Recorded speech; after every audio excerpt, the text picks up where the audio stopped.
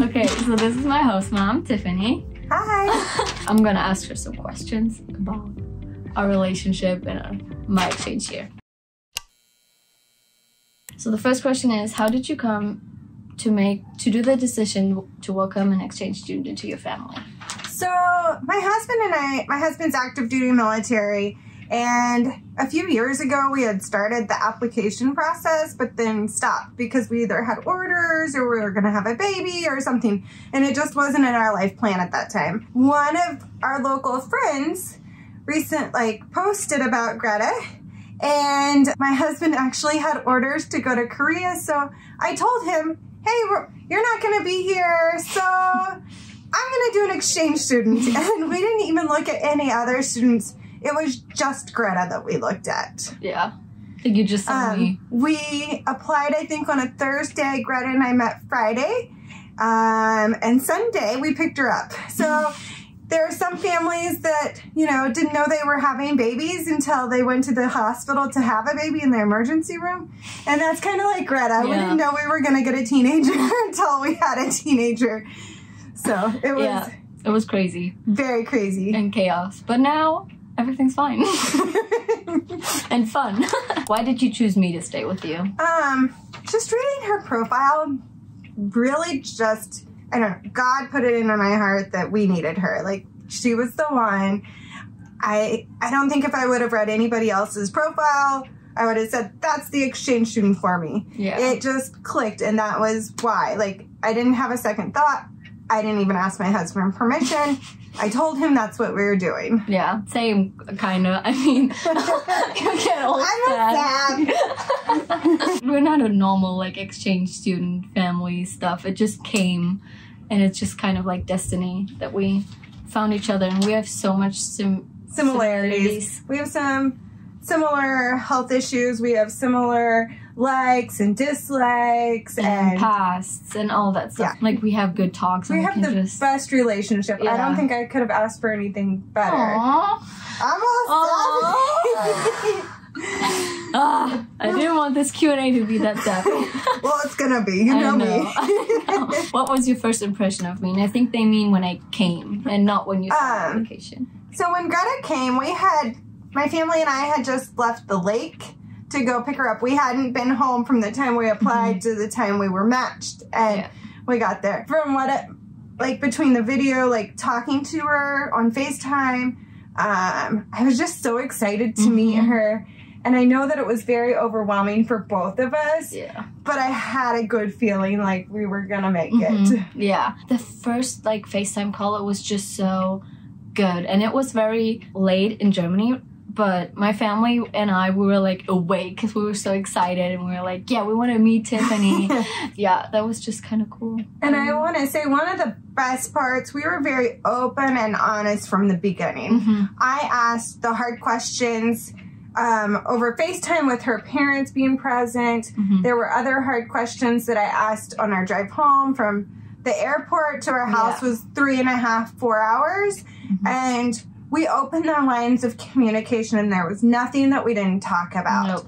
And she knows that she can ask me anything at any time, and I will give her the best answer that I have, even if that is, I don't know, but I'll help you find out. Yeah, yeah. I think that was a good thing, that we were open right away. And it kind of, I think it could be weird for some people, but we both saw that it's not weird for both of us. I think if people are open like that, and then, I don't know, the host mom sees, oh, my exchange student doesn't really want this, but both of us, we were like, yeah, we can talk about this. So that was a good thing, because then we found out we can talk about stuff. I can be open, Tiffany can be open, we both can just communicate with each other. And it was good just to kind of know a baseline of where we're at, because I have boys that are 5 and now 8. They were 5 and 7 at the time. And so to bring a teenager in without having teenager experience, I needed to know, have we kissed a boy?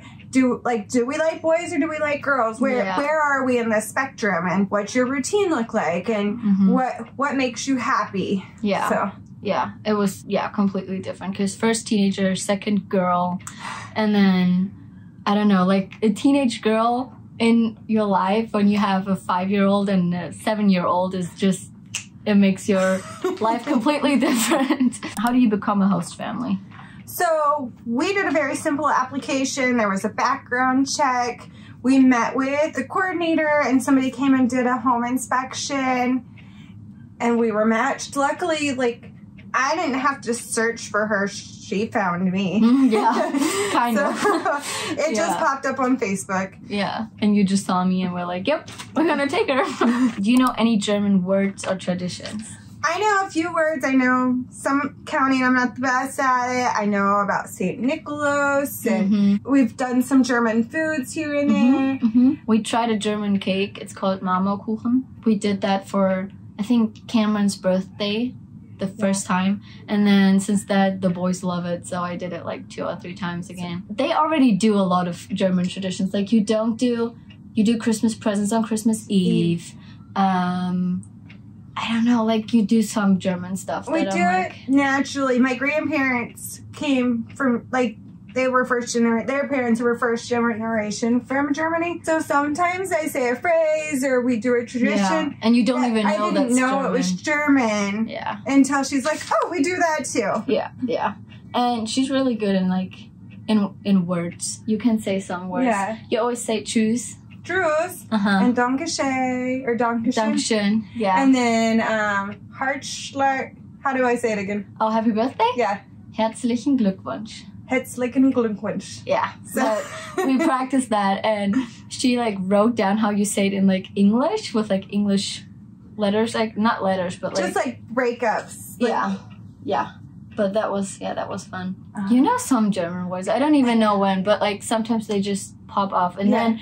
Her husband, who's in Korea right now, when he was here, we sometimes like we didn't really spoke German all the time, but like some sentences we could just Sean's speak. Pretty fluent in it, so watching them communicate together was really phenomenal, and just being able to see them make that connection. Yeah, that was cool, and it was cool for me too, because I was like, I can speak German in like an American household and in my host family or whatever. And Greta's family speaks very good English. Her mom and her dad and her sister and her sister's boyfriend. I really haven't talked to her brother much, but it's easy to communicate with them, which is really nice. My sister did something like an exchange year too. I think it's called au pair or something in England. So she has the British accent, which we sometimes make fun of, but she can speak English totally, like, fluently. And the last question is, what's your favorite part of me being here?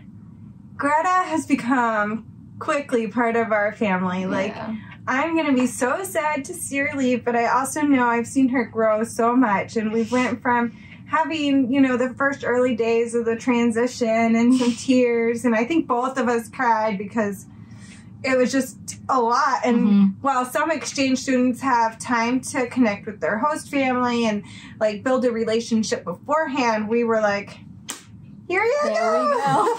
But I don't know that it would have changed much to have more of a connection beforehand.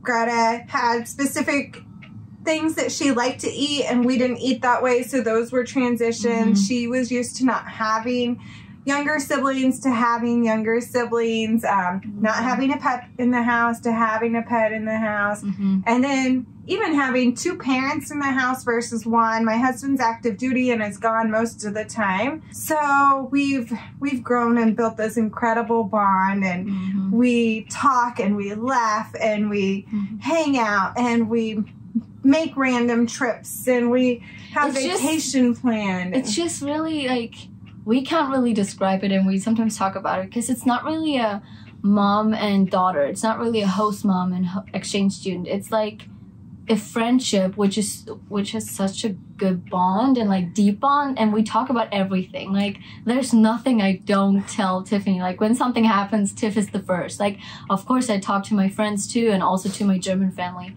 But, like, I talk to her, that's the first, because, like, she comes home and she's my buddy, so I tell her. But I got so incredibly sick around Thanksgiving time, and being able to take care of her in ways that I'm sure that she never anticipated another person to take care of her, and knowing, like, the first time I was really that sick, I was in Alaska and my family was in Kansas, And knowing that feeling of not having your mom there and not having that support system and being able for her to allow me to take care of her in that way in the hospital. Yeah. A lot of individuals in general would not have been okay with the caretaking that she required, but she just had that trust and faith in me to allow me to be there to support her. And we've leaned on each other quite a bit just to, you know, get through it. And she has grown so much and be developed and just become a wonderful young woman. And I know,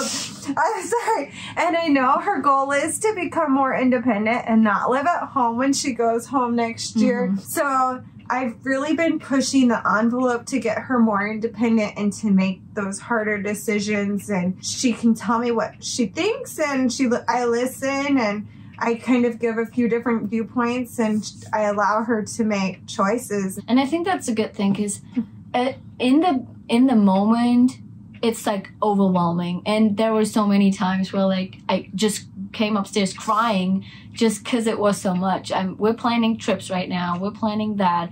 I have to apply to schools. I need to look for not a house, apartment. Thank you. To live and all that stuff, and like it comes to you like this, and then there's school and family and friends and basketball, and like you look at your plan and you're like, what am I even doing? But then you know it's worth it, because I love family time, I love friends time, I love to plan this stuff. I know that I want this. I think it's good that we talk about it, because then we both know why we do this, why you allow me this, because I'll be on my own after this.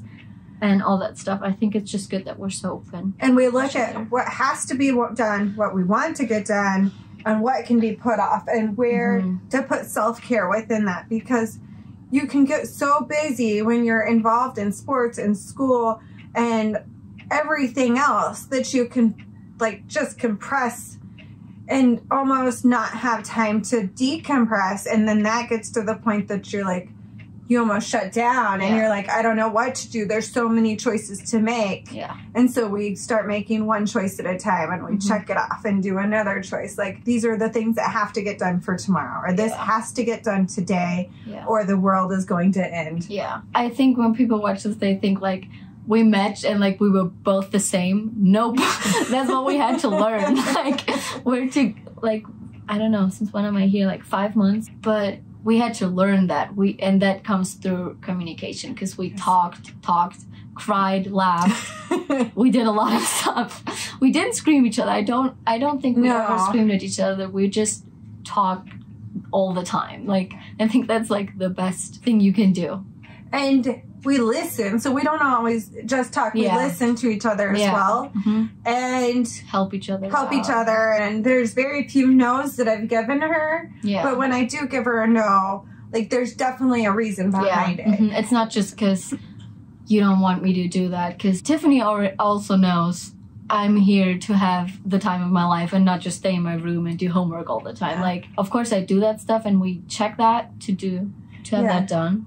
But I think just talking, listening, helping. I think it was Christmas break or one of the breaks. I was like, girlfriend, you got to get out of the house. Like, you cannot stay. You need to go do something with your friends. Like, I work from home all day, so I think it's easy to be like, you know, I can just stay home. It's cold outside. And then I've also encouraged her to go with, like, other people when she has the opportunity to travel or to go see something different that maybe our family's not going to do, but somebody else's family is. So I try to coordinate that. When I do tell her no, it's because I'm like, oh, you have homework, or, you know, self-time. You have 3 nights of basketball this week. When are you going to, you know, take care of yourself? So, and then she knows the rules, and I've had 0 issues with any of the rule breaking, or she's not like I was at a teenage girl. Like, I definitely rolled my eyes and did some hair flips, but I've never had any of that kind of sass with her.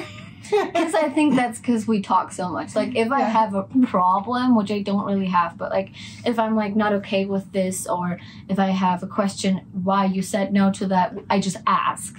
And then I don't do the eye roll, because I'm like, okay, I know why. And okay, so our town, it's super small. It's less than 1,000 people. When Greta first came, it was a huge culture shock. And I had to tell her, 99% of Americans would not have loved to come to Tribune, Kansas. It would have been hard for them as well.